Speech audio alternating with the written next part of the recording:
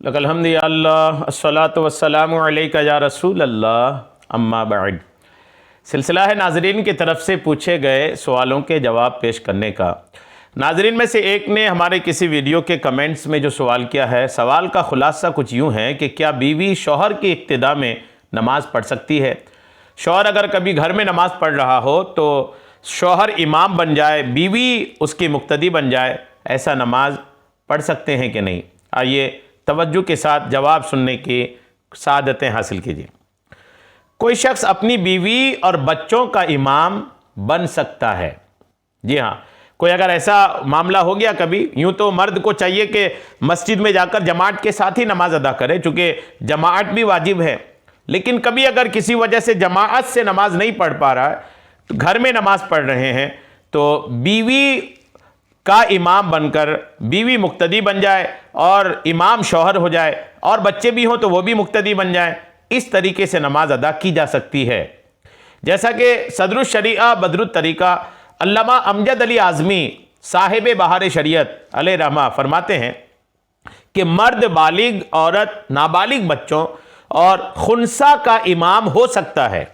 مرد جو ہے بالغ عورت نابالغ بچوں اور خنثیٰ کا امام ہو سکتا ہے، مگر عورت بھی مقتدی ہو تو امامت عورت کی نیت کرے۔ اگر عورت بھی مقتدی ہے تو امامت کی جب نیت کرے نا تو عورت کی بھی نیت کرے۔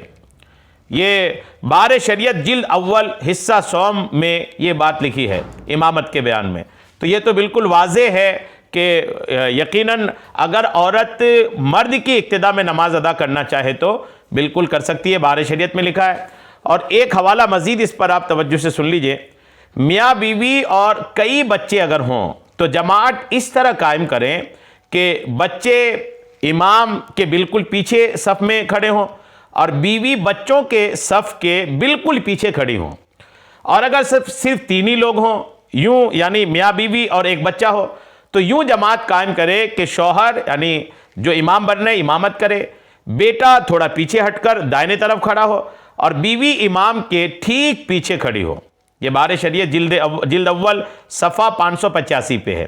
بہرحال دونوں مسئلوں سے یہ واضح ہے کہ مرد امام بن کر بیوی مقتدی بن کر یا بچے بھی مقتدی بن جائیں، اس انداز میں اگر گھر میں کوئی نماز پڑھنا چاہے تو پڑھ سکتا ہے۔ صف کیسے کھڑی کرنا ہے وہ بھی میں نے واضح کر دیا ہے۔ اللہ کریم ہم سب کو عمل کی توفیق عطا فرمائے، آمین بجاہ النبی الامین صلی اللہ تعالی علیہ وسلم۔